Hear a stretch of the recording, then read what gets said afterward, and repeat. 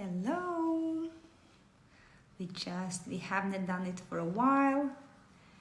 I hope you'll get some people joining us. We're just gonna wait a little bit, but anyway, hello Natasha and Hoi and another free and others. Thank you so much for joining in. So happy to see you. We haven't done it in a long time. And I'm so happy we're starting with incredible artists and so much tips and tricks and information from you, as always from Amia. Hello, Hoi, hello everyone. Thank you for joining. So I'm not gonna wait much longer. We haven't done it in a while, and I'm not just talking about life and educations, but also some very exciting new innovation. The long-awaited, everyone's favorite Genius is now turned to become wireless. And in fact, not just wireless, but the hybrid. So you can use it with a cable or without. And we are going to be talking about this later. But how exciting that our dear Mia Star is the first to put her hands on it and tried both versions, because we have two stroke lengths, and have all feedback and tips and tricks about that. And of course, incredible technique, which we will be talking later. So anyway, let's start. I would like to introduce a creative mastermind, a true visionary, artist, and educator extraordinaire, redefining the beauty game with Nano Mastery. With over 8 years in cosmetic tattooing and over 18 years in beauty experience, she graced prestigious stages worldwide to get you all in her one and only Nano Gang. With a passion for pushing boundaries and a love to all things beautiful, she is our very much loved, appreciated, and a very special international Amia master trainer and much more, Hoi Kwan. Let's get her in.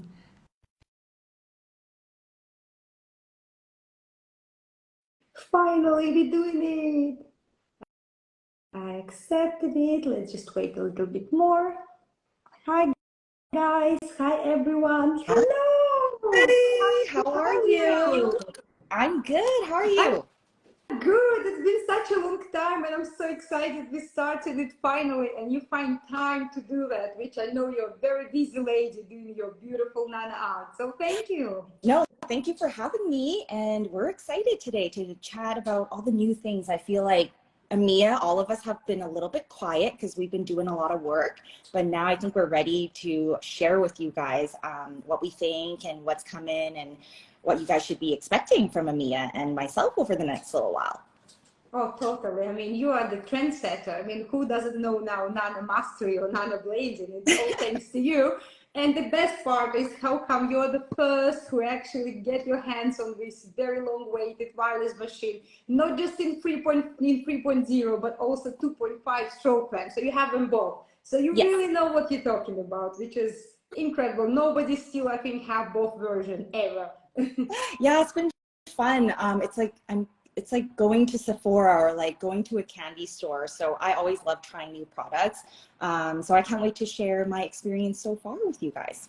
And what I like about you, you always give a genius, honest feedback. This is the best. Genius, you know, I have too much genius in my head. Yeah, and we have some of our Amia trainers joining us here. I know I see Chloe. I know, this is so cool. Thank you for joining us. This is so exciting. And if you have some questions, please ask. I promise this is not all about just Amia. This is really about Nana. This is about technique and art. And Hoi is really using this tool. So of course, why would she not talking about that? So it's not an advertisement. This is a really hands-on content. So you will learn so much, because one thing which I love and I admire Hoi is she does share a lot. I saw you on Worldwide Eyebrow Festival stage. I thought I remember it was, of course, never enough time. You have too much knowledge, but you've given so much information that I saw the full audience attention. Everyone was just listening, filming, making notes, which unfortunately for other artists, it's not always the case, because you do share a lot of information. So Thank you. That's why. take a note and ask questions. And if you have more questions, you can always contact Hoi and she can give you more further support. Exactly. And like today, I've made some little things to share with you guys. One of them will be how I mix pigments. So it's not just about the machine. So stay tuned. We're going to show you guys how I use some of my favorite products from Amia today. So cool. So first of all, what I wanted to ask, just one question. Since I know you for a long time, and I remember when you actually were starting with Amia, are you always been kind of tend to Nano? Why is it was Nano? And do you think somehow Amia or equipment on the machine or very certain thing which kind of not inspired you, but somehow maybe influenced your choice of doing Nano? Yeah. Why you really like stick with it and stick with us? Just your honest answer. Yeah. So for those of you guys who don't know me, my name is Hoi. I'm a permanent makeup artist in Canada, but you guys know me for Nano, but actually the first half of my career was actually with microblading. And I did it for quite a long time, like 3-ish years, but already in that third year, I was like, I need something else. Like I'm looking at some of my results over time, and I'm not talking about other artists' work. I'm talking about my work where I'm starting to sometimes see some scar tissue in your heart, in your gut, when you know that client should not have been microbladed. I was desperate for options. So that's kind of what pushed me for the search for something else. And I think it was Natalia Yuremenko, which all of you guys should know if you guys know Nano hair strokes. She is the OG. She caught my eye first, and then I started doing research. Then I found James, Elena, and then I landed on Amia. And what pushed me was like the artist behind the brand at that time, which was I think like 2016, 2017. I was like, these artists are who I want to be, who I look up to. I can see and feel their passion. And then I think 2017 was the first year Amia came into US and you guys went to Las Vegas. I packed my bags. It was the day after my sister's wedding. I still had last night's makeup on. I was still probably a little bit drunk. This was like 27-year-old Hoi. Got on a plane. I was an hour late to the class. I signed up for James's class and you guys waited for me. Who waits for a student who is an hour late to start a class? So I think it wasn't only just the art, it was the care, the people, and not only that, I saw the community you guys kind of had.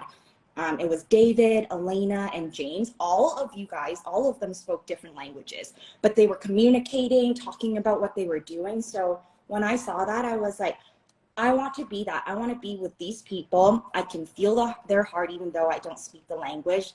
Not only do they also do beautiful work as well. So that's kind of what got me started and what introduced me to Mia and why I'm here at this point. Oh, how so what was your first machine which actually you think, because I assume after microblading you were looking after something very precise, very fine. So what was your first thing which you catch and you think, you know what, that's it, it's gonna work? Yeah. So my first one was the Lanel Supreme. So now the devices are so much smaller. I actually have it framed in like a little glass box, just like, you know, for memory, but it was the Lanel Supreme. I loved how sleek it looked, and it was the first handpiece that I touched, and I loved the presentation, how it felt, and that was what got me to do machine work for almost the very first time. So that was my first one, and I love it, but technology has just improved so much over the last little while. I don't even think like you can really even compare to some of the new products we have on the market anymore. It's still a very, very solid device. But I definitely have been using my Genius for the last few years now. But yeah, that was my very, very first one. Oh, how wonderful. So, you know, since, you know, you are the Nano Queen, so let's just talk about Nano. So why Nano? Why now? How do you get to Nano, which I assume, of course, doing microblading, you didn't want to settle for anything finer than hair strokes, microbladed hair strokes. So I assume you found your digital blading with Amia and generally. I mean, I think there's no better time than now. We always say, when was a good time to plant a tree? 10 years ago or yesterday, right? So Nano is something I want to let you guys know and share my experience, how it's changed my career, how it's changed my brand also. And I know, Anastasia, you're a genius marketer as well. So I think let's tie it into a little bit of this. One thing I teach my students is that once you get known for your one thing, your clients will come to you for everything. Mm-hmm. So early on, I realized this, and I realized, okay, microblading had its wave. I knew the next wave was going to be nano, and I wanted to catch that wave and be able to ride it as well. So you really have to think about nano not as just a brow technique. Nano as a skill will apply to eyeliner, lips, and everything with machine. So you are really taking your skill level to that next level, and your clients are going to see it. Clients are asking for nano now over almost any other technique when it comes to what we do with brow. So we really have to respond to the market. But I will always say microblading started my journey, got my toes into PMU, but nano is what put me on stage, what got me known, what got me to finally be able to do alopecia clients, cancer patients with confidence. And once I started showing my alopecia case studies, I think that's really what changed everything for me. I started speaking on stages, people started wanting to know how I got there. But I want to encourage you guys all to get into nano however you can, because it is that wave. We're just kind of even reaching that point. So I want you guys to all catch the wave. You guys always ask me, how did I get here? Well, there's a second opportunity. There's not that many chances in a new industry where you can kind of be one of the first to do something. And right now we have an opportunity for all of you guys to be one of the first in this industry. And that is with nano for sure. And you know, this is a thing as well, which at the moment, microblading, it's already kind of the dangerous word to say. It's already not so advertised, but yeah, there's still so many artists who are microblader, and they're very concerned and scared they won't be able to achieve such a fine result with digital blading, which I know you're clearly the one to give this answer. Like, for instance, if you're talking about that, when you transformed, you found your perfect needle, perfect cartridge, which I would like you to talk about, the perfect machine, which I assume you have to preferable speed and precision. So basically you can achieve, because Nano Mastery, that's what I also want to talk about. What is Nano Mastery and how, and it's possible. So for you, is it possible to achieve exactly precise creeps, hair strokes, just as a microblading? Oh, for sure. With lots of practice. I'm not going to say the first time you're going to do it, you're going to get it. Because I was like, not going to knock myself, but I was pretty good with microblading. So even myself, I was nervous, like I'm going somewhere to learn something completely new. I have to start as a beginner again. But trust me, like 4 or 5 years down the road, I'm here.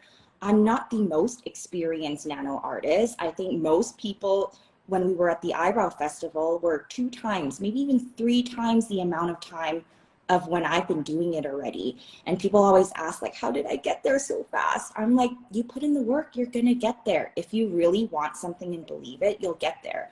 But patience is key. And I want to say that's probably truly why I started Nano Mastery during the time when everyone was at home. We had nothing to do.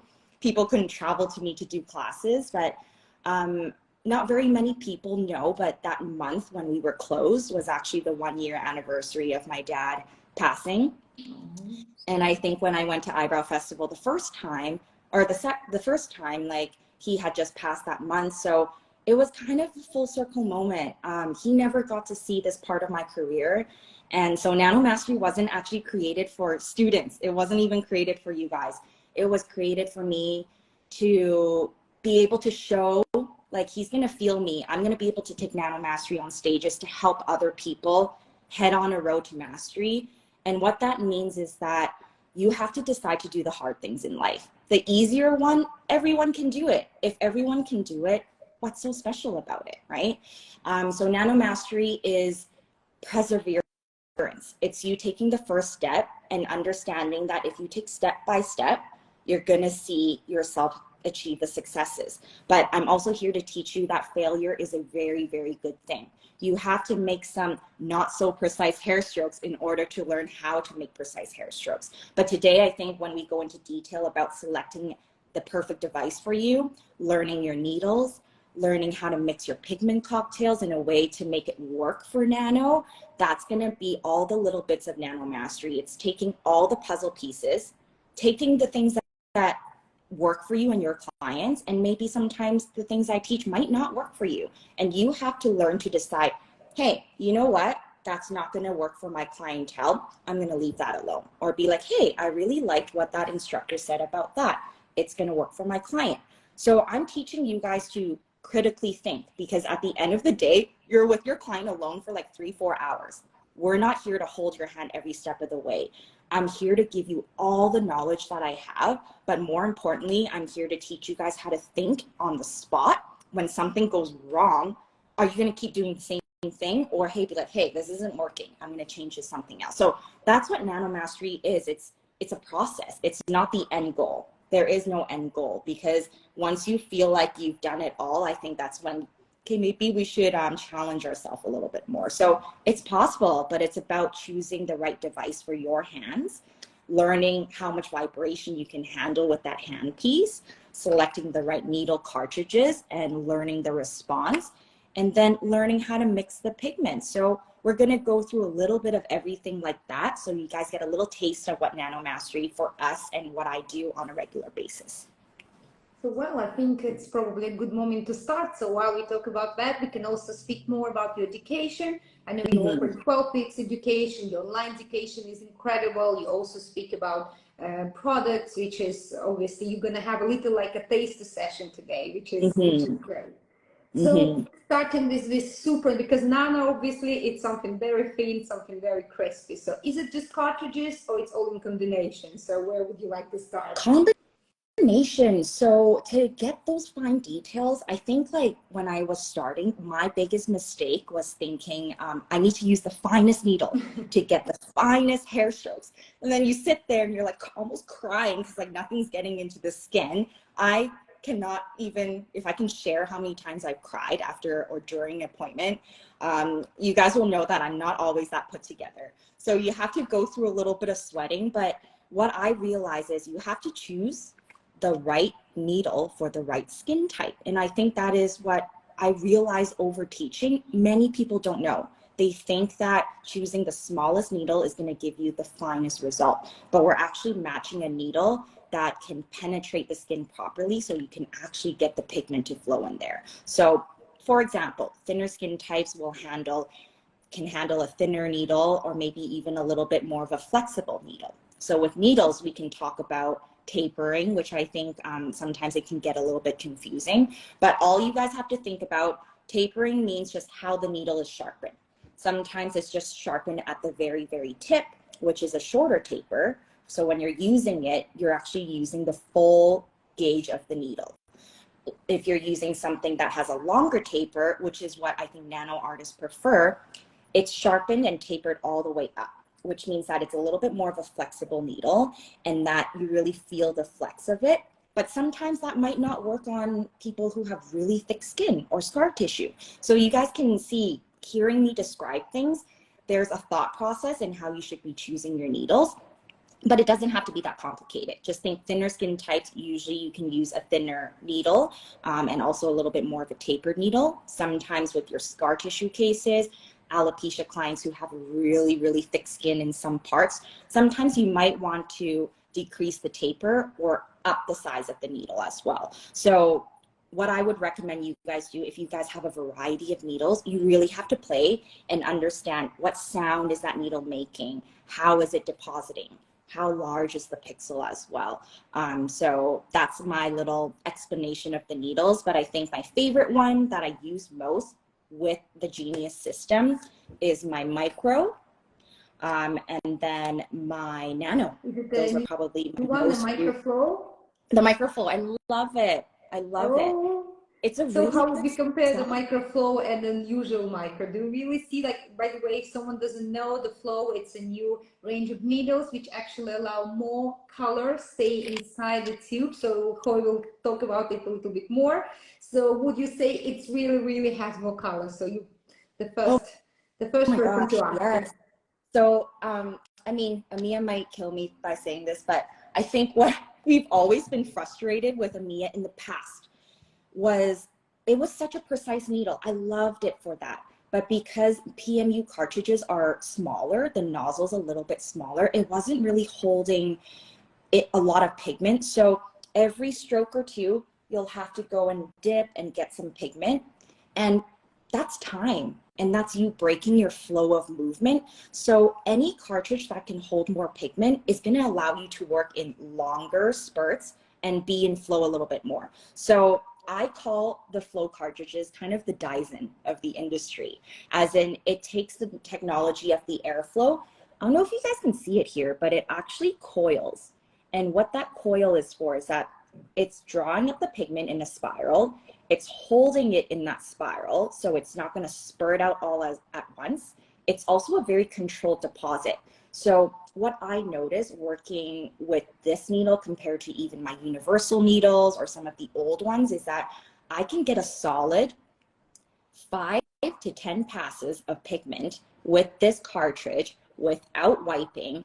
And that's huge for an artist. I found once I switched over to these needles, I was cutting down my tattooing time by like at least 15, 20 minutes, which is huge for an appointment. You can use those 15 minutes to do more marketing, film more content, right? So we want to work a little bit more efficiently. The longer you tattoo, the more trauma, and that's going to impact your healed result as well. So I think anyone that's also struggling with retention, are you working a little bit too long in the skin? Because once the skin hits a certain limit too, it's not going to absorb much pigment. If anything, it's actually going to create a response where it's going to push out the pigment. So one of the factors that can help you with retention is actually shortening your tattooing time. And this needle has done that for me. Also the precision, I cannot compare. Honestly, I've tried so many needles. It holds it in the nozzle so still, and you can use it a little longer or a little shorter, depending if you're doing a shaded technique or a more clean technique, but it saves me time, it's precise, it doesn't break my flow. And these are things that are really important to me as an artist right now.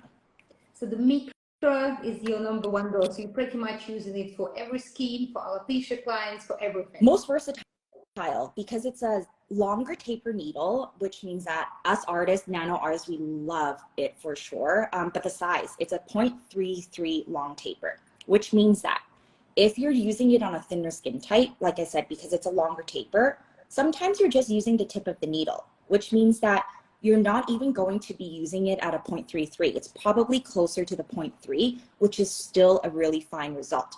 And then if you go to a thicker skin type, we're probably using it at more accurately the 0.33. So longer tapers give you more flexibility when it comes to skin types for sure. So I find my favorite needle sizes is definitely between that like 0.3 to 0.35. And this one's a 0.33.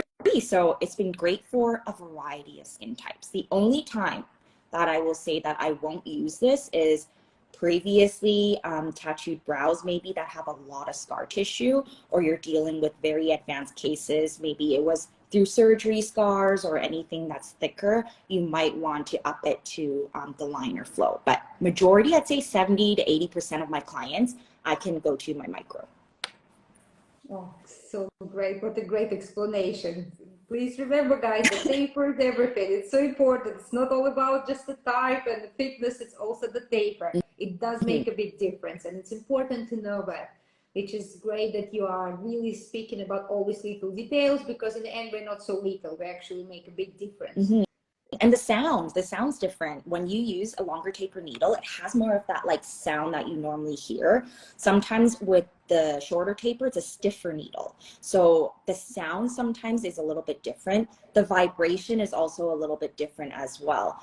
So start paying attention to those little things. As a beginner, your eyes is probably everything you're relying on. But once you get a little bit of experience, you're going to realize you got to listen and you got to feel for the vibration as well. So then moving to the second part of precision is the machine. So what would you say about that? What is your favorite? What do you think about Evolve, and all your secrets, please? I'm so excited. My favorite handpiece for hair strokes definitely is the Genius. And I've been using the regular Genius for I think about 2 years now. So it's been a long time. I was also one of the first to test the needles and everything as well. And it took me a minute. Even for me, the first time going to new devices, I was like, I don't like it. But it's honestly, you guys have to just calm down. It's just because it's new, you're touching something for the first time. But my favorite for the longest was that one. But I think the market is pushing for wireless for so long. Even I was pushing for wireless for so long. And finally, we have the EMEA Evolve, which I've been using over the last few weeks here. And my earlier post on my story, that's using the Evolve as well. So if you guys want to head back to my stories a little bit later, you can take a look at that. Hey guys. Everyone. Thank you for joining. Yeah, the thing is, it's not just wireless, it's also wired. So you don't have to worry, because, you know, some people forget to charge batteries, even thought there is 2 batteries included. But, you know, we all forget to charge things. You know, exactly. But there's nothing to worry. You just attach the end, and this is your regular Genius attached to your normal control unit. And here we go. So it's actually really cool to have it wireless. But so what would you say is the difference? Because you have 2.5 and 3.0. And this is a thing, sometimes it's a hard choice to make for artists if we don't really try and we only stick with one. So what would be your advice? So I'm going to talk about just the new handpiece first, and then I'm going to go grab my Genius and I'll compare the sizes so people can see a little bit better. But I would say for myself, I think I still like the 2.5. When it comes to hair strokes, I just like the vibration is a little bit less. So you're not going to be, you know, using as much strain to control it. But honestly, if you're an experienced artist, I think the 3.0 is great. But if you're completely new and brand new, I would definitely recommend the 2.5. But 2.5 is my favorite, especially if you guys like to see some more of those pixelated hair strokes. I think the softer stroke length does a better job. Doesn't mean you can't do it with the 3. It just takes a little bit more skill and learning how to control the speed of your hand to get to that result as well. So I would say for myself, I have both, so I'm spoiled. I don't even need to choose between, but if I'm gonna give my advice for beginners, probably the 2.5. If you guys want to do everything, liner, lips, and brows, then I probably would actually guide you towards the 3.0. It's just the only difference I feel is just the vibration. Honestly, I think the 2.5 is like so nice and smooth. The 3, I like how like when you go in there, you get in there and then the pigment just gets in. You don't even have to work it very much, right? But that can be a little bit scary for beginners. So with the Evolve, like Anastasia mentioned, we can pop this cap on top and just plug it into your favorite power source, whichever one it is, and you can use it with punctures per second. So with the battery, I think what I had to learn to get used to is that it adds a little bit more weight. So I had to learn how to use the handpiece a little bit more, but it's actually weighted quite well in the sense that it's weighted more right here. So down here is actually really light. So my advice for anyone that feels like, oh my God, my hands are tired, I want you to realize, are you gripping it really hard? Because the moment you grip, you'll feel the entire weight of any device in any machine. Not only this is not the best way to work. If you're firm, but you can be a little bit more flexible and loose, you're just guiding the machine, okay? So with the cartridge system as well, it looks a little bit different compared to your traditional click and snap. This one is on a thread, so you actually have to twist it on. And it looks a little bit more like a pen, right? And even the feeling of it is a little bit more like a pen. So personally, I think when my hands get tired, I'm just gonna go back to using it with it wired if my hands are feeling it. And I've been doing, you know, PMU for almost 9 years coming up now. So my hands get tired once in a while.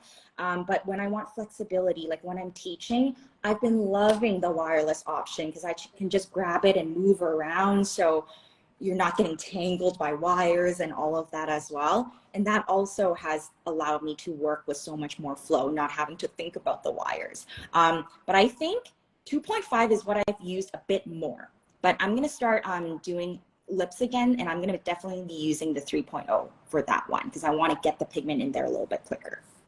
Oh, thank you. What a great explanation. So, this is important to understand the stroke length. That's why we have both available. So you would say that actually 3.0 is more universal, 2.5 is more precise, more delicate, and for someone who actually maybe doesn't have so much control in the hands. Yeah, for sure. And not even that, stroke length, you have to understand it's not the more powerful is better. I think in our industry, we're going to extremes really often. Oh, yeah. 3.5, like, 4.0, I even heard, oh, you should make 4.0. I was like, 4.0? Even the artistic tattoo machine, I believe, 3.5, no? So why would you need 4.0 for permanent makeup? So it's right. Like everyone now kind of want more power. And yeah, I don't think, look at your work, look at your nana and your lips, and it doesn't look like you need any more power. oh no. No, and like if it's too much power, especially on those thinner skin types, you're going to over implant very easily. You can get really thick strokes really easily as well. So power is not everything about a machine. It's about what power you can handle, and also look at your demographic. So for example, in Canada where I live, most of the time I'm dealing with clients who are maybe, if it's 2 to 4 is my most common. We do have sun here, so sun damage is definitely a thing we have to take into consideration. But I'm dealing a lot with kind of mature clients, medium to thin skin types. I'm not going to need something that powerful for these clients. But if you're, let's say, in a city where you're dealing with a lot of darker skin types, if it's 4, 5, 6, and most of the time with an oilier and heavier fit skin type, it's thicker. Know your demographic. You're probably better off with the 3.0. So it's not about what the artist says. You have to take what we say and then be like, hey, what clients is she doing? Is it going to work for me? Is it going to work for my hands as well? So there's more than just the power when it comes to deciding on the device. And I cannot control, I would not never, ever take a 4.0 with Nano. For sure. I don't think even my little hands can handle that. No matter how much control I have, like my hands will probably be so tired and sore from all the vibration. And you have to think about that. If you want a long career, you need to figure out what vibration your hand can handle without getting to that point where you start to really feel the fatigue. No, exactly. And by the way, what is your favorite way to change speeds? I don't know if your battery is charged, but I know there is a few ways. There is this way, which is actually quite exciting, and you just press the button and you just do that, and it does change the speed from low to fast. And there is also another way. So what is your favorite? Did you discover all of them, or? Let me tell you a funny story. So when I was first sent this, I tried the first time in class and I didn't look at the video that was sent to tell me how to turn it on and change it. I was like, oh my God, I don't know how to use it. So I freaked out, but it's actually really simple. And it's actually beautiful technology in this as well.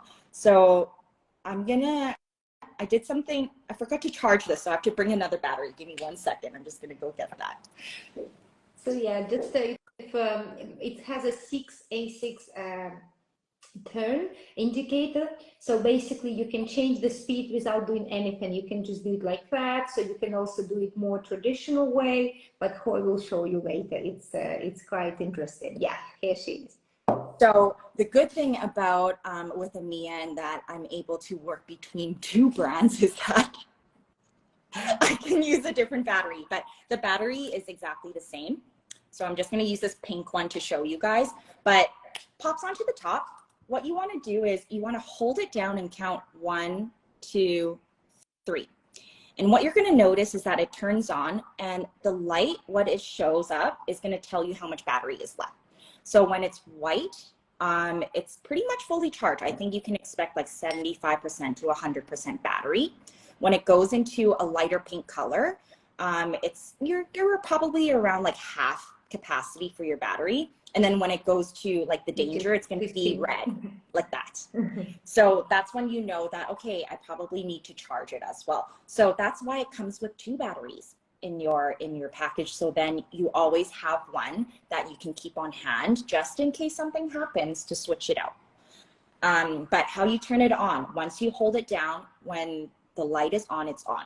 So when you click it, if you guys can hear it, it's on right now. So the automatic setting that it goes to is 100 punctures per second, okay?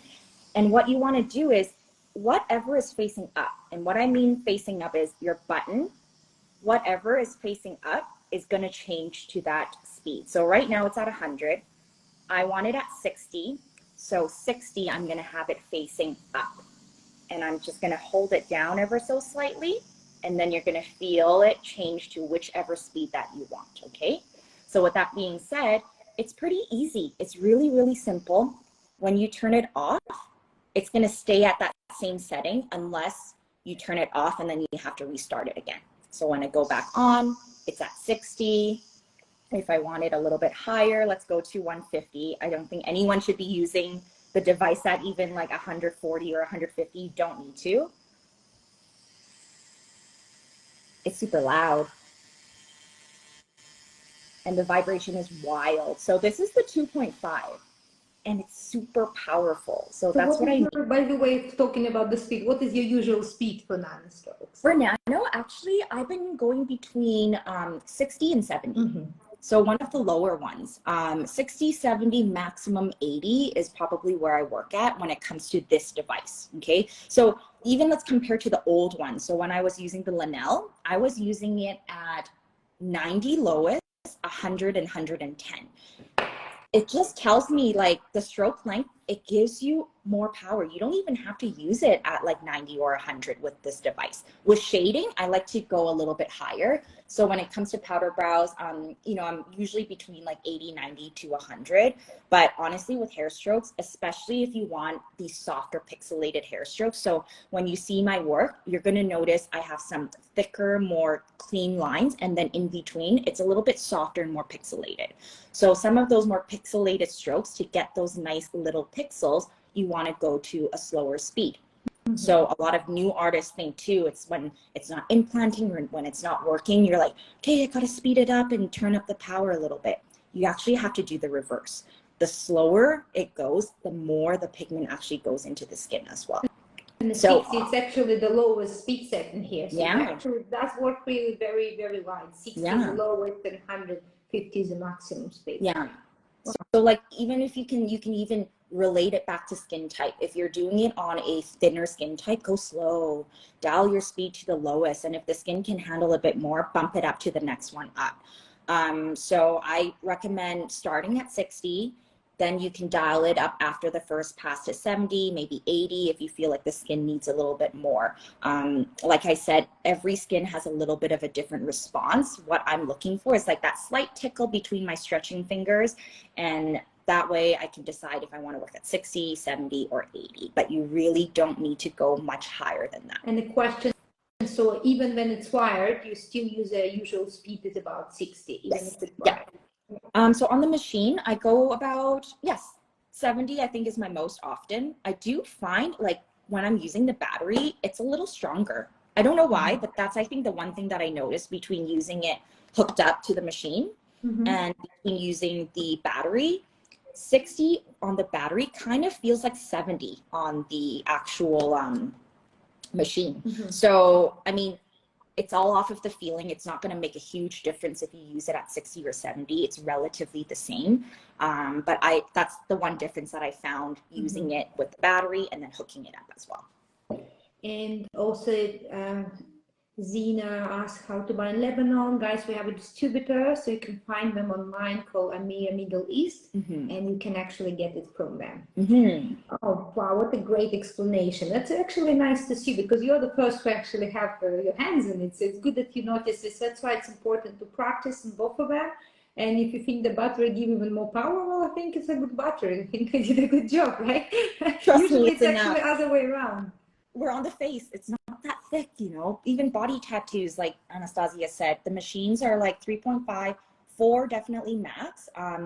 So we don't really need that much. Lips is a whole different game. I feel like lips, definitely 3.0 for sure if you're going to be using it for lips, because you're dealing with filler, right? Which can thicken maybe a little bit of scar tissue as well. So I truly think like if you want to be a bit more versatile and be a little bit brave, then go for the 3.0 because you can still learn to control it as well. Yeah.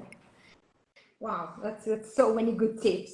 And of course, now we are going to move to the pigments. Yes. What is your top three pigments? And I know you love Evolution line. We can also maybe explain a little bit why Evolution line and not organic line, because I know you are still a little bit confused.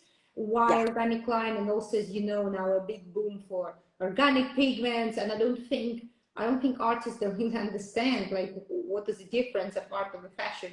So please tell me, what is your perfect recipe and how do you choose which is most important? And by the way, guys, if you have more questions about that, even if you don't subscribe to Hoi's education, if you just go to her Instagram, she has so many likes. Even me, as a Mia, I'm watching them and I get some amazing tips for my posts, for the content, because she does really talk a lot about that. And you don't ask her to do it. She really does it because she does use it, like showing empty bottles of pigment, which is clearly she knows what she's talking about. So just go away and you find loads of important and very useful information. So yeah, maybe after this, I'll repost the color live that I did, and then you guys can, hear a little bit more in depth. But let's use my alopecia case study that I just posted. So Ruby, she's one of the case studies that I use for Nano Mastery. And this year, actually just a couple days ago, she came back for her annual touch-up. And honestly, only time is going to tell you how good a pigment is. I don't care what people tell me. Until you show me healed results that are at least 12 months, we don't know where it's going. And that's the reality. I think we have to literally look at the reality, marketing aside. You have to look at healed results, not immediate ones, but the longer ones. What is it going to look like down the road? And trust me, I have achieved every single type of good, medium, and bad healed result you guys can think of. And I've tried anything from, I think I started my career in iron oxide, and it's crazy right now. I feel like we're going back full circle. We bounced all the way to organic, working with more of a tattoo style pigment, which was great until it wasn't for some of us, right? We're like, yay, retention, it's great. And then your clients come back in a year or two, it's like, it's still fully there. Nothing has faded. What am I touching up? Because now all the strokes are blended together. It almost looks like a full powder brow at this point, right?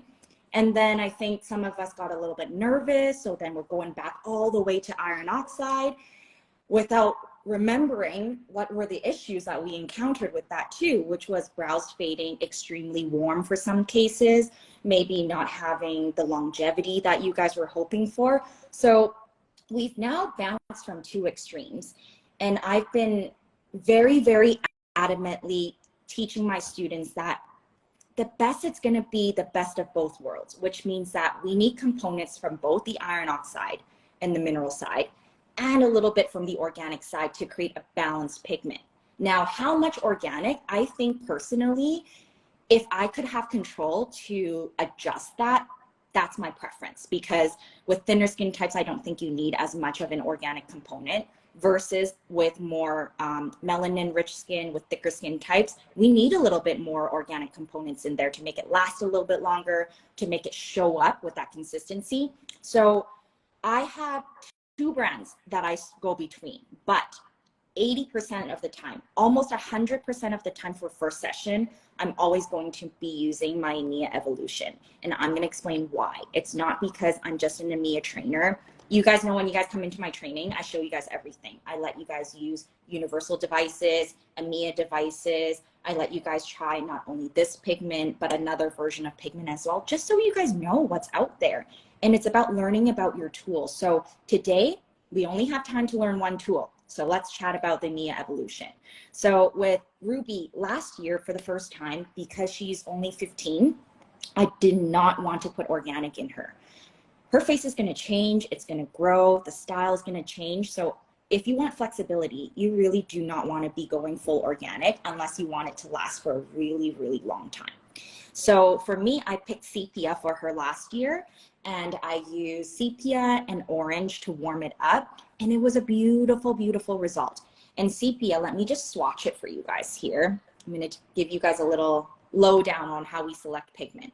So last year we used sepia with a little bit of orange on ruby. And I would say sepia is probably the most versatile pigment. It's that perfect neutral medium brown that you can lighten a little bit if you want to go for more of like a blonder, darker blonde color. You can intensify it with a darker pigment to make it work for your brunettes as well. So with her, we wanted to go somewhere in between. That way, when she's wearing her hair pieces or her wigs, we can match it to a lighter hair piece and a darker hair piece. So that's the fun thing about alopecia, is that we actually match it to their wigs, and we kind of play around with that. And usually they'll have more than one wig. So we wanted to find a color that would work for both. So this is the color that we used last year. And then this year they had asked, is there any way to make it last just a little bit longer? And can you use a different pigment that's longer lasting? So she's heard about, you know, the maybe more stronger, longer lasting pigments. And you as an artist have to sit them down and explain to them why that is not a good idea on a youth, because we can't change that very easily if it ends up healing really, really well and it's going to stay in the skin. Also, I find that when there's too much organic in the pigment, your strokes are going to blur a little bit more over time. That is just truly what I have witnessed in my clients over time. And I have so many photos to show Nano Mastery this next semester. So what are a couple things that we can do to make things last longer? Darker colors are always going to last longer. So what you can do instead of switching to a new pigment brand, especially if you like how it healed and faded, and I loved how it healed and faded, add something a little bit darker. So this year we actually used sepia still as the base, but we went with umbra to darken it ever so slightly. 50-50, and you may not be able to see on screen, but it just bumps it up and gives it a little bit more richness. Okay, so if we want this to heal to this color, I always say, I kind of call my pigment cocktails, like you're making a drink, right? You want to, in a cup about this much, I would say, let's pretend there's going to be 20 drops of pigment. Okay, so if you like two colors and you swatch it on the client and you like it, mix half and half. Okay, so half and half, but then we have to tweak it. Sometimes we have to tweak it with a little bit of orange, which I call like my orange juice. So you want to put a couple splashes of that in there. Sometimes it's my yellow. So maybe you want to put a wedge of lemon in your pigment cocktail, right? Just to adapt it to that client's skin tone.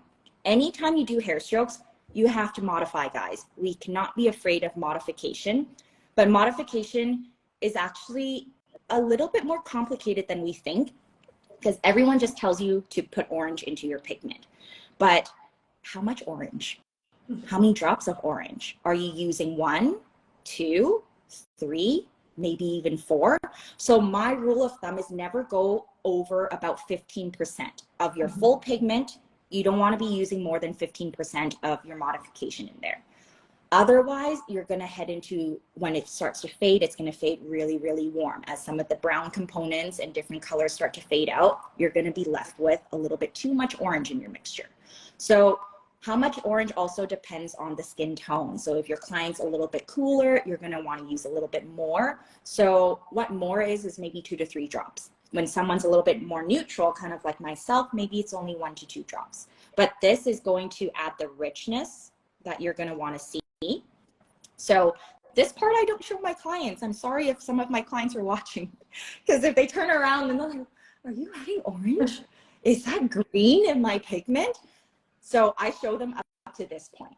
Okay, yeah. How I adjust it, that's for me, and that's for me to understand and to see as well. You can show them. Some clients are cool with that. Like my models for my model day, they like hearing, you know, what we're doing. And always when I say, okay, now add 2 drops of orange, their eyes are closed and then they're like, what do you mean add orange in there? So you don't have to show this part, but I'm going to show you guys at the bottom here.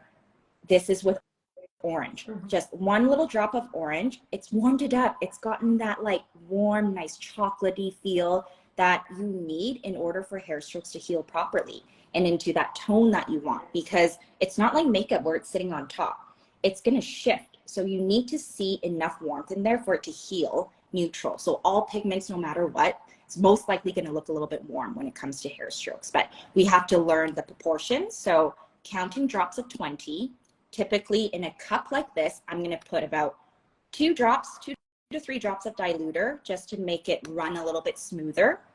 I'm going to use about 15 drops of pigment, whatever my base is, whatever my my base is. Sometimes it's 50-50, sometimes it's 25%, 75%, just depends on what you're looking for. And then your modification can come in the form of orange. You can use ochre, which is also another pigment in the Evolution line that can be used for like strawberry blonde redheads, but it's got enough warmth in it that you can use it to modify it. Or for my dark browns, I like to use sienna. So sienna is almost like a rich redhead, but I can use that for my darker colors to adjust as well. And Chloe says these 3 pigments are the best cocktail. No, she's been so active. Thank you, Chloe, for sharing all the experience. She's also, Chloe is also our Mia star, is also our Mia babe. So it's so exciting to see 2 professionals sharing the needs. It's fantastic. And she even said sepia is the most used. She uses it like 40% of the time for almost every single pigment cocktail. So if I were to have like 3, I can't, that's a little bit too little, but maybe 5 pigments out of the Evolution line. Sepia is a must. Umbra is also a must. For me, lava is also a must. And then what are the lighter ones, Chloe? You share some that you like in there as well. And then I cannot live without my orange and my modifiers. So lately, sometimes if I'm not using orange, sienna's in a lot of like my darker colors. So like sienna and lava together are beautiful. Sienna and sepia together are also really beautiful. So let's even talk about using sepia alone. If you want to use sepia and you like that color exactly, use orange to modify because it keeps the intensity to that same level. If you like sepia and you're like, you know what, it's still a little bit too dark, then I would recommend using sepia with ochre because you're going to warm it up but slightly lighten it at the same time.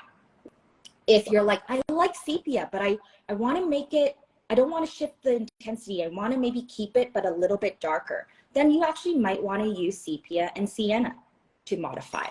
So that's what I mean, like modification is an art in itself, but with hair strokes, it is an extremely important part of learning about pigment you have to understand. Yeah, and Chloe also likes the desert, soil, and sepia and ombre, as you say. Oh, how great. But you know, the thing is, even for the colors, when you show them in your hand, this is important point, they do appear quite dark, but if we look at your heel work, it's still very natural. Don't think you're going to end up with these dark eyebrows because it still does look very natural. Because I have many questions. Oh, what is the color to use for a very light blonde lady? Something super light, super natural, and then they go for something too light, and then of course it's a little bit too light. Yeah. So you should not be scared because it doesn't heal. It's like it heals very natural. Very soft. It's such a beautiful pigment. Yes, maybe if you're used to using you know, something that is just organic, you might have to adjust a little bit of your technique. So when you guys swatch on your client, don't just swatch a blob like this. Do a drawdown, that way they can see the most intense version and then the softest version as well. We can show them that, okay, it's not going to be necessarily this dark. We can go as soft or as dark as we want, depending on how much pigment we deposit, how many layers we deposit as well. So when you guys see my realism, most of the time I keep to 1, maybe 2 pigment colors. 1, because I want to show you guys that we don't need to make it complicated to achieve a darker hair stroke, a medium intensity, and a softer. It's all you. It's all the layering, how you're layering and saturating. That's what controls the healed result. It's not even the pigment selection. I can get a medium color, pretty saturated to get you a pretty bold result. So it's relearning. I would say pick slightly darker than what you're used to when you're using a pigment that is more hybrid. And from what I've learned is that the Evolution pigment is roughly about 20% organic and 80% inorganic, okay? Which is a really beautiful balance. sometimes it's not quite enough for my darker skin clients, and I will up to a darker color and use my colors like soil to really intensify them. And I've been working on a couple new things that I can't just share yet, but we'll share that with you when we're ready for sure. But I would recommend just upping your color selection to compensate for how much it softens through the healing process. Yeah, even like as Chloe also comments, soil on Fitzpatrick 5-6 has been so beautiful, just a drop of orange. And another thing, which is it's not about depth. I know you many times say it's not about going deep, and also you have to keep in mind that this pigment, when you show the color to the client, it's not going to be on the skin. It's still going to be under thin layer of your oven skin, so it's never going to look that dark. It's always going to be slightly different. So that's why don't be scared of picking a darker color, because at the end of the day it's going to be under thin layer of the skin, which obviously going to take some of this saturation, which you have to keep in mind always. And another important thing is a color corrector factor, because you mentioned it a few times, which I really appreciate. It's not about how it's going to look straight after or even after 6 months, it's how it's going to fade. Because how often I personally see my friend who just done her brows, I won't call the master, but someone very famous from very famous school, which the work on Instagram, which I also admire because your work is real. It's not this, you know, the incredible power of Photoshop and other color correction. So you see the pictures, and I did warn her, darling, do not trust all what you see, because I know how it's all done. She came back, it was only 2 weeks, and her brows already gray, and she wanted brown. So part is brown, part is gray. Yeah. And then you think, well, you know, this is very important, and it's only been a short period of time, and this is already how it starts fading out. So imagine what's going to be in 6 months, in 1 year. So fading, actually, it's so important, and it's again depend on this color correction factor, which maybe you can also shine more light about that. So artists are really paying attention to that, because your client is your client. So even if 6 months it's going to be your client, or 1 year, it's going to call you and say, oh well, it's gray, or it's green, or it's, you know, and they're going to be really upset. So you have to think about that. Yeah, so that's a big thing, and there's so many factors that contribute to how things heal. So the first thing that I think we always blame on is the technique of the artist, right? If something goes and shifts into a different color, if you don't manage your client's expectations, and what I mean by that is, like, I tell my clients if I'm using a different version of pigment. So guys, I've been there. I've used the organic style probably for about 2 straight years until I was like, oh no, I'm running into some issues. Not only is it not fading, but the longer the pigment stays in the skin, the more it has the tendency to shift colors.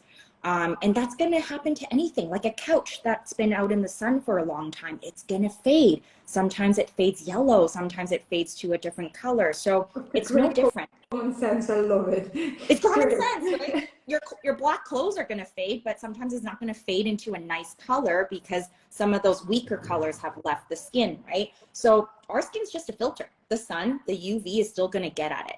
So now that I've worked with all the different styles of pigment, like, no, I don't like it when pigments only last 9 months. That is a little bit too short.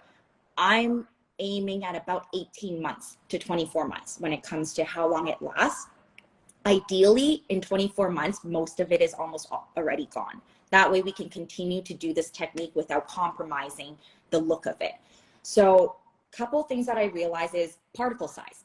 How large is the particle? Our bodies naturally can really only break down things that are about 15 microns. So when we talk about particle size of pigments, we call it microns, how big the size is, okay? So in PMU, majority of PMU iron oxide pigments are made under 15 microns. That way our bodies can naturally break it down. It's gonna fade with time. And then when you get to some of the more tattoo style pigments, like, you guys take a guess, it's wild. It can go up to 40 microns. Ooh, 40. Huge. Ooh. It's huge. So this is where we get these green brows and blue brows, and which last like for 10 years and you can't remove them. So it's this is not going anywhere. That's so permanent. this is my point. Okay. That's permanent makeup. Be That's careful what you wish for. You know, it's long lasting, long lasting. Why? It's like everything. The fashion changed. Today you think this is amazing. Now you look at your pictures 5 years ago and you think, oh my god, what's happened? What have I done? What is happening? We go from no brows to only thing you see is eyebrows, right? I'm like, there's more to beauty than just brows. Trust me, I love eyebrows. It's my job is eyebrows, but you don't want to walk in with your eyebrows and the first thing people see is just your brows and not the rest of your beauty. It's supposed to enhance your beauty, right? And when you have a pair of green brows, I don't know if people can look past that, and that's what they see. And I'm not saying it's good or bad. It's just you really got to understand and teach your clients to ask questions. You should not get offended as an artist when your client asks what style of pigment you're putting in my skin. I think they have the right to know if you're using something that's a little bit less permanent versus something that's more permanent. Because if they want longevity, you better let them know that the longer it stays in your skin, the more it has the chance to change into different colors. And that's where you're going to see the graying. The body, when we cannot remove what is foreign, what will it do? It'll go and collect it. And what I've noticed with my really long lasting pigments is when they come back after 3 years, they are not pixels anymore. The pigment almost looks like it's blotchy in clumps.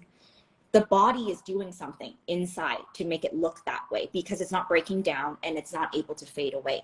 So just like, let's say if you get breast implants and you get like the capsule where the muscle tightens around because the body's attacking it. It's building a capsule to contain it.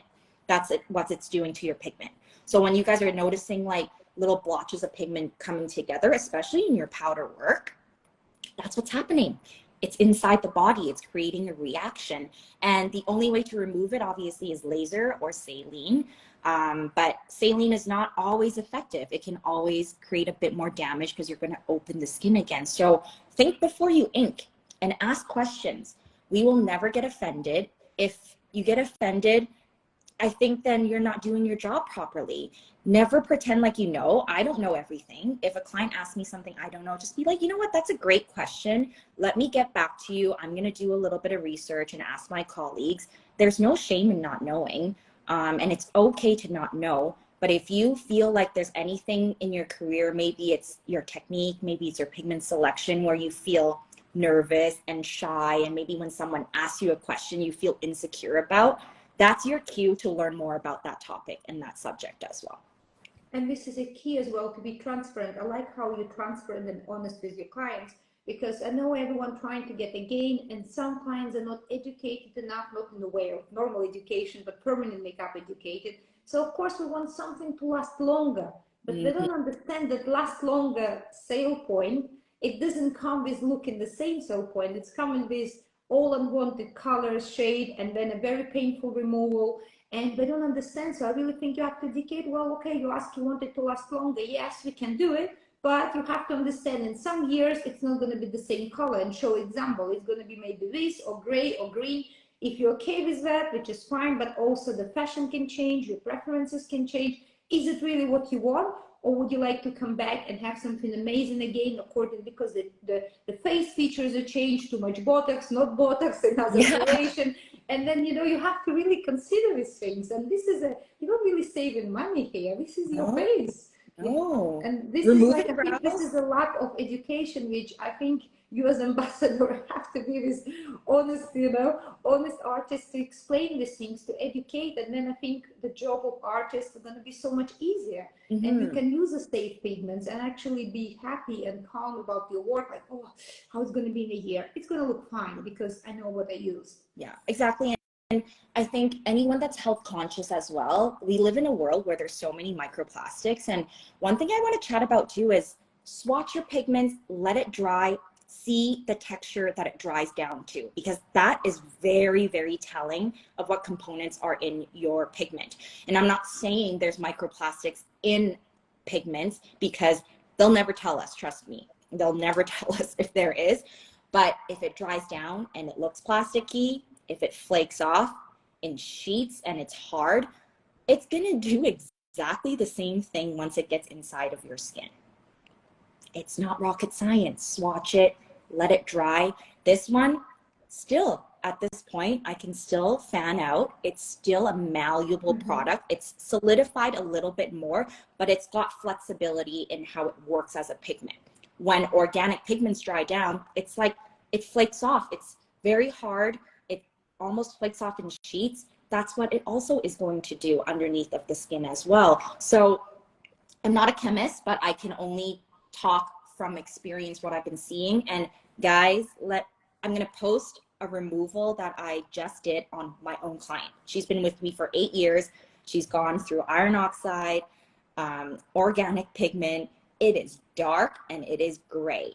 And thank goodness she still loves me. I don't even know how, because when I talked to my sister, she saw it when we did the laser training.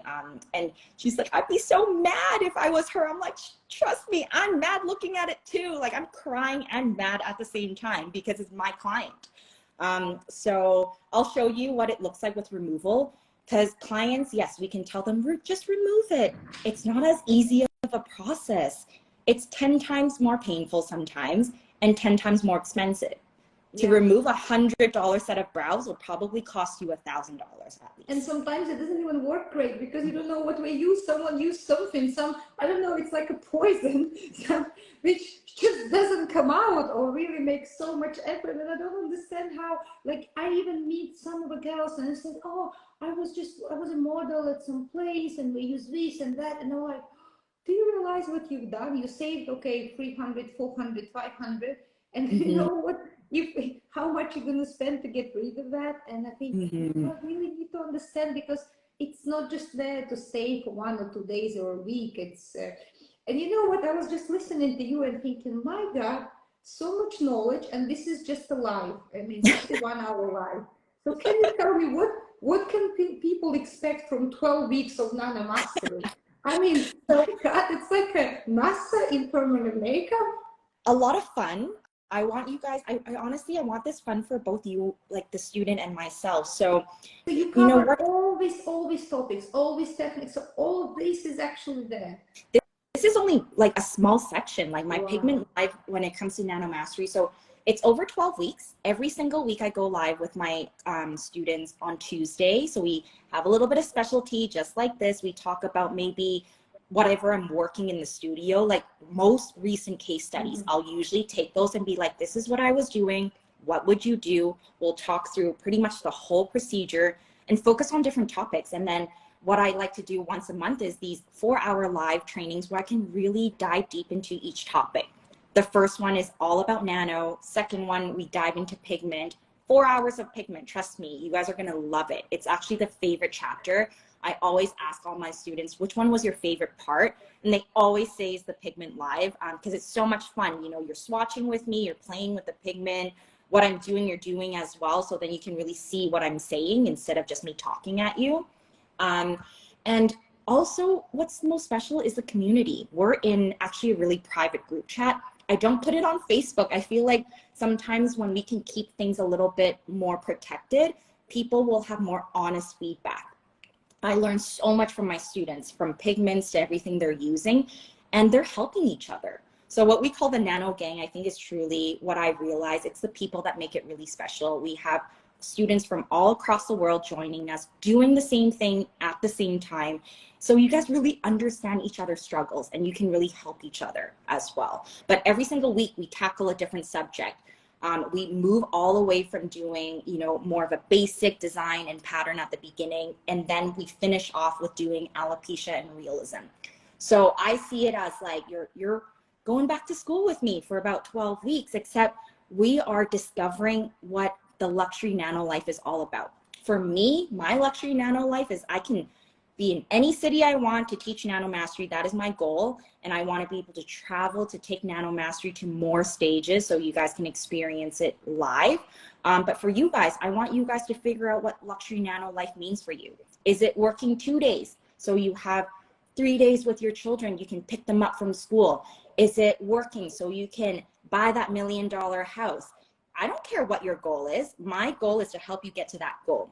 But it's through the art of nano, because guys, like I said, the time is now. It has changed my career. And I honestly, truly want you guys to feel that if you want to do it, you can. And we're here to show you how. I'm not going to say use my technique. It's not about that. It's about you figuring that out on yourself, taking what I'm teaching you and really building your version of the Luxury Nano Life. And it's given me so much pride, because the last year, actually 2 of my students just opened their own studio.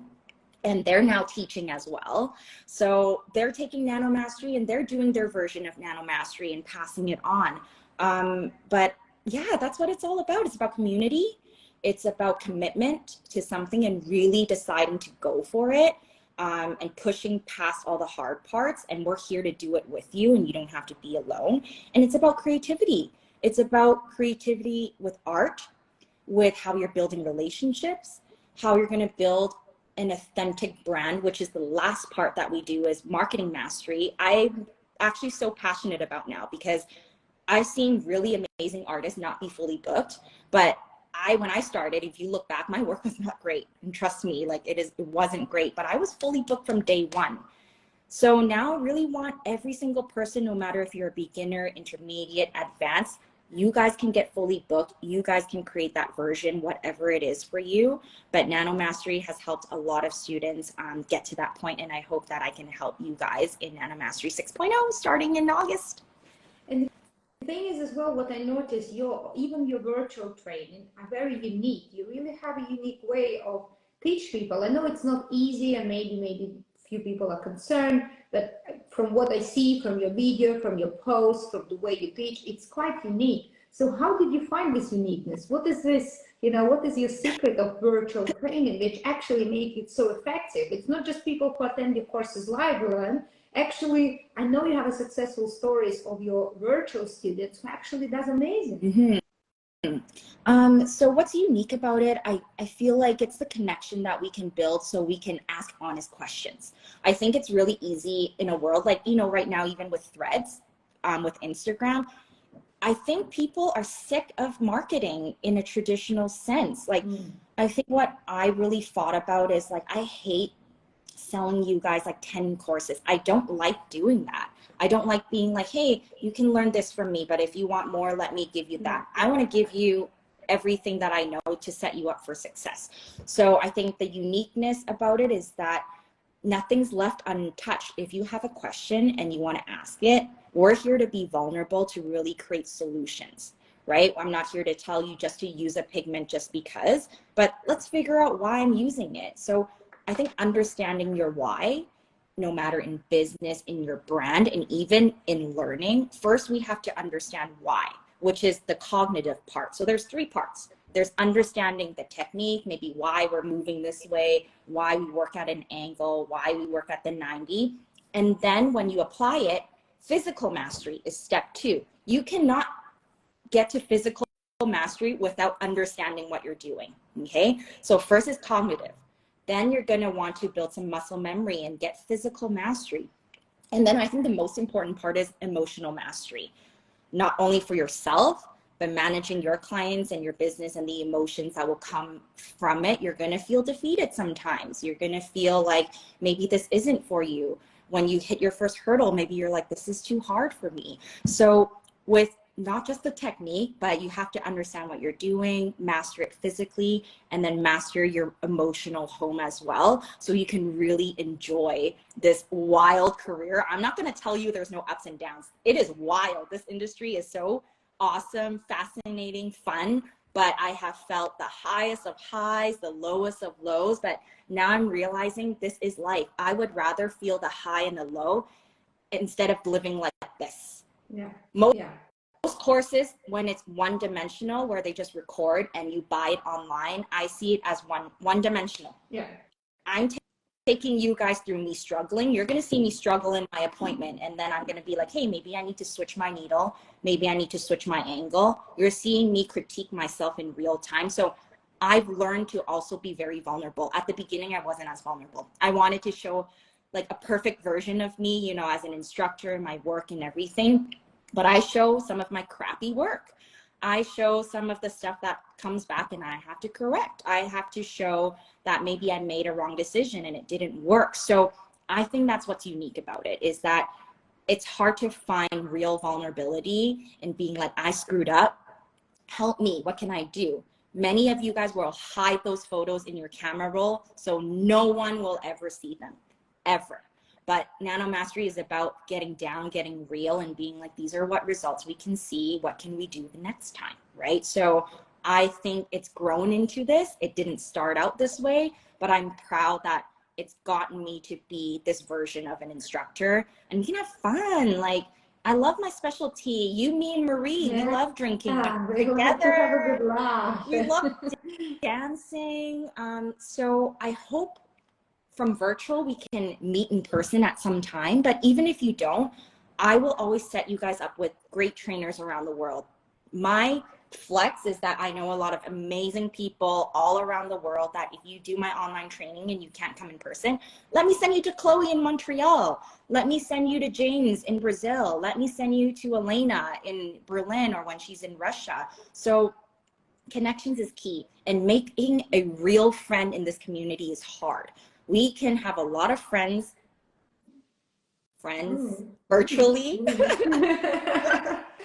And then we can have a real friend that we can talk and we can cry to and be like, I fucked up here, or like, I'm not feeling good. Like, what should I do? You need a real friend that will tell you it for real. And that's what I think Nano Mastery, so many of my students, I say, whoever you're vibing with, pair up, practice together, do the course together, make it more fun, make it a party. Because when you can make education fun, life is fun. When your work is fun, that is your life. You don't have to separate what's life and what's fun and what's that. We can have it. We can have it. And this is another, like, you know, you are giving a lot of secrets, not just to artists, but to someone who does trainings, who does online trainings. You actually spill a lot of secrets, and this is actually a unique approach, which I think the approach now, because many trainers are very intimidating. When you look at them, we're always perfect. They never make mistakes. So it's very demotivating. Then you start and it doesn't work, and you think, well, it doesn't work for me. I'm not good enough, you know, so we give up and we don't come back because we think, well, I'm not at this level. And that's why it's important to show them, no, I'm also making mistakes. And you know what I also like about your trainings and about your cases, your feed, it's not 110% about these gorgeous ladies with big lips, with beautiful brows, and only them. And of course, with some retouch, and of course, it's fantastic, and you think, wow. But in reality, this is not your clients. You're not gonna have 20 clients walking your door. I mean, everyone is beautiful. With alopecia, without alopecia, every client is unique and beautiful. But you know, this kind of Instagram beauty, let's put it this way. You're not gonna have 20 people walking in with perfect skin, perfect lips, brows, which you don't have to work hard. And of course, you can make amazing work with a little bit of, you know, retouch. But your clients are real clients. You actually show the real clients. You show difficult work. You show alopecia. You show scars. You actually show something which you really need skills, and not just, actually probably you have only 10-15% of this perfect, you know, skin, easy work. I know you have many of them, but I know you really like to show the real deal. And I think this is a big secret, because how can you not learn? You can only learn when you see that, because this is your regular client. And if you don't learn how to work on that, well, you're probably going to fail, because this is what your client going to be. It's like expectations vs reality. You know, you look at Instagrams for famous artists and you think, that's a client I'm going to get. But well, no, you're not. Majority is normal people. You know, my demographic has changed so much too. I think when I was younger, I was attracting, you know, younger clients. As I matured, like, I definitely noticed there's been a change. Also price point, that also determines what kind of clients that come in the door as well. But when your price goes up, your clients are not going to be the 20, 18-year-old girls that have flawless, beautiful skin. And I love doing those. Trust me, I understand that those types of case studies will create, it will attract people to stop. But that can't be the only thing that they're stopping for, right? If you want to build a clientele that's diverse, you have to show that in your portfolio. So now I look at Instagram more as just like my portfolio, where I'm showcasing my work, and what you show you will attract. And sometimes I feel like when you show people who are just in their youth and they're always pretty, like, that is not the goal of majority of us, right? And yeah, like you said, 80% is, that's not the reality of your clients. And if you can do the challenging cases, all those skin types will be very, very easy for you. So I think once you're ready to take that step, just bring an alopecia client in. It's not as scary as you think, because anything is better for them. I think in our heads, we think we want to show like, oh, what Hoi does, or, you know, what Anna does, or what Dora does, but that's years. But the client, what's important to them is that they have something.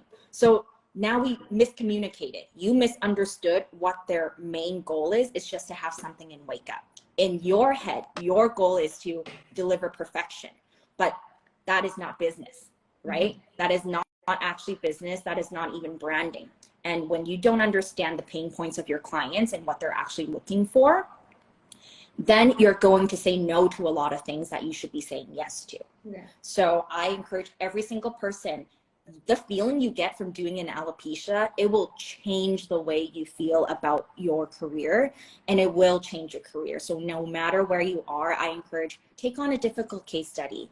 If you can master corrections, you will be busy until the end of time. There is more corrections out there than there is new skin at this point. So you're not as lucky as we were when we started, where almost everyone is new skin. Almost everyone has a version of something they've tried. Microblading, maybe. I'm realizing a lot of people who maybe tried microblading, it didn't work. They're now ready to try nano.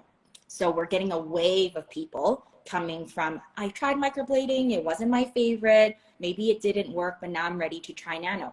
But then you're dealing with scar tissue. So that's why I say it goes hand in hand.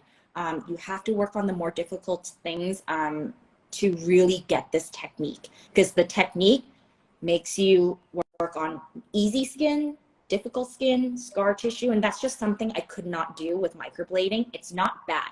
It's just, I feel like it's reached a plateau. It's always going to be around. It's always going to be a safe option. It's always going to be the easier thing to pick up and learn at the beginning, but we have more.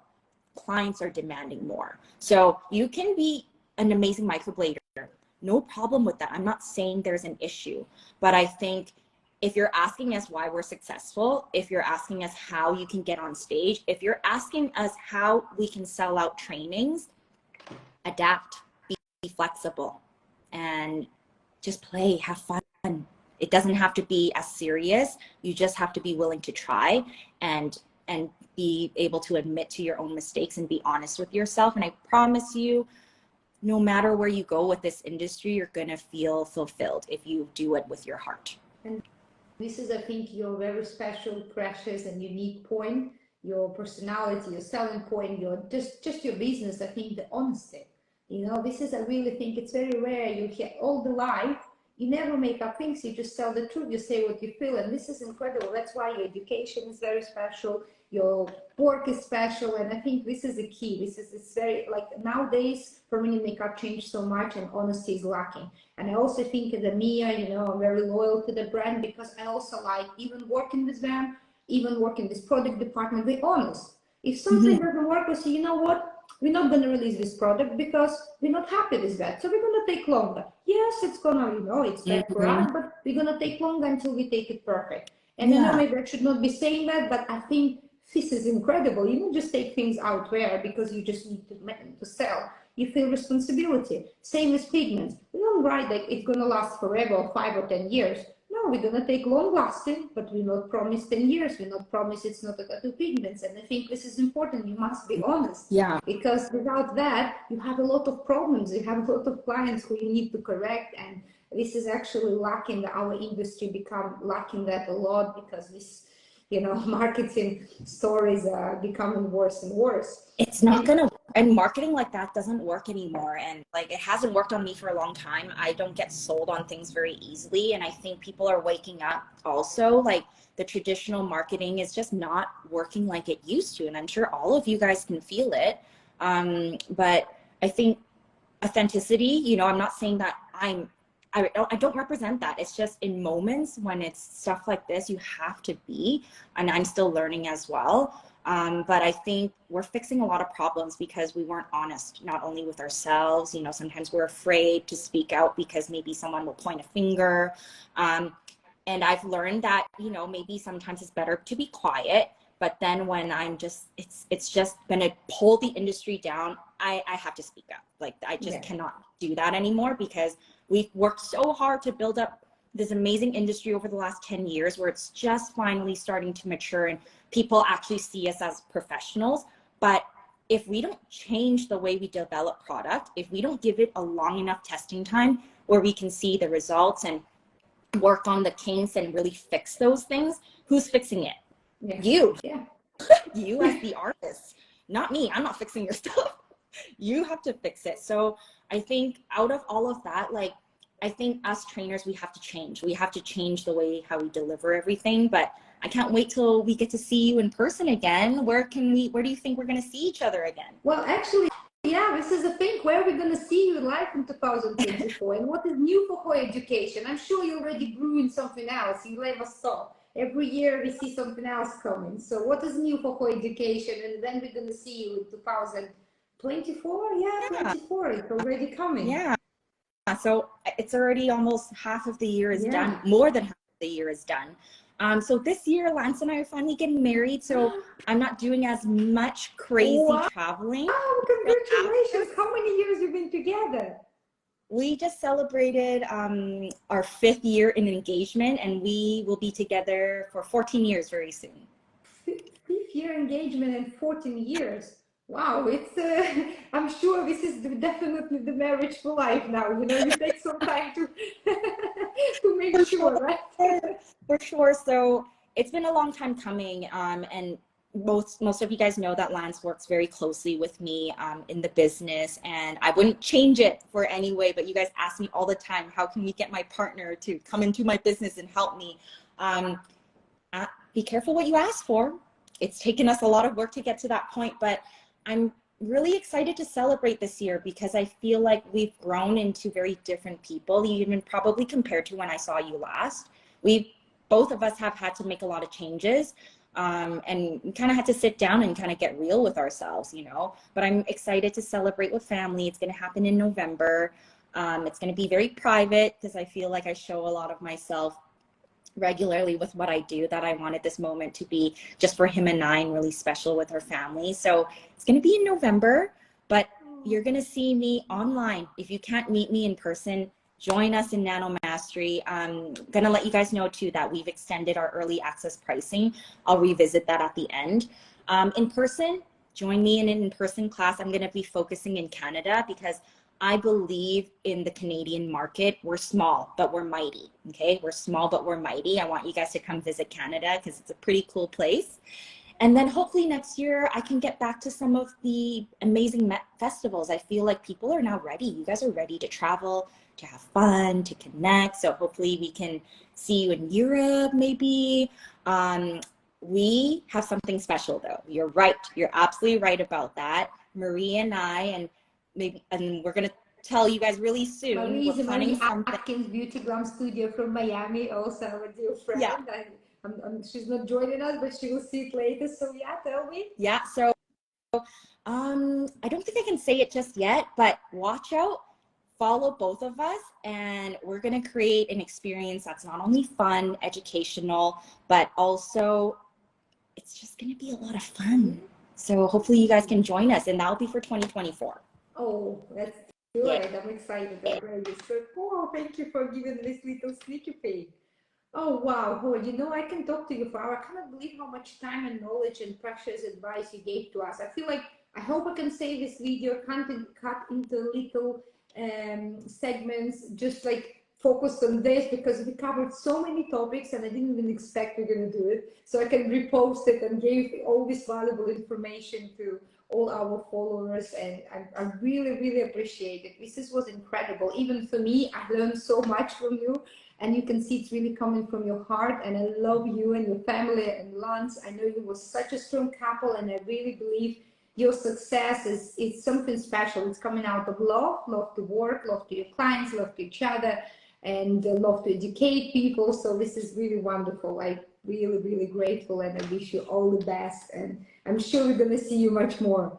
Yeah, thank you so much for inviting me, and had so much fun today. So let's do this more. Maybe next time we'll actually maybe even do it on latex practice, where I can actually show people like actually doing the art and show you guys even more. So if you guys are ready, join us anywhere you guys can. But follow Amia, follow myself, follow any trainer that inspires you, and let's stay connected. I think the great thing about social media is how easily it is to connect. So let's make some real, authentic connections and ask questions. We're always here to help. Even Anastasia is always here to help. And I also feel, I also post some very good videos on our YouTube channel, on the international channel, and I think I'm going to post this one. I know it's not perfect format, but it's so beneficial. I really want it to be there. It's absolutely amazing. So thank you so much. Don't forget to collab me so I can. Yeah, of course I will. Of course I will.